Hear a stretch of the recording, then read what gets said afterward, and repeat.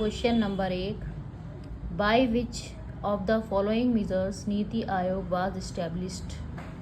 किस उपाय द्वारा नीति आयोग की स्थापना की गई थी? कैबिनेट रेजोल्यूशन, कैबिनेट का प्रस्ताव। Question number 2, NAAC is an autonomous institution under the aegis of. NAAC किसके तत्वाधान में एक स्वायत्त संस्थान है? UGC. Question number 3, which of the following activity program in a university aims and value education in a holistic frame. किस विश्वविद्यालय गतिविधि कार्यक्रम का उद्देश्य समग्र रूप में मूल्य शिक्षा प्रदान करना है? Yoga education and wellness centres, योग शिक्षा और स्वास्थ्य केंद्र।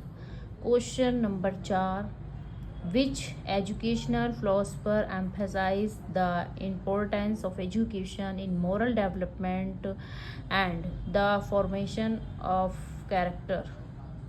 किस शैक्षिक दार्शनिक ने नैतिक विकास और चरित्र के निर्माण में शिक्षा के महत्व पर जोर दिया? John Davy.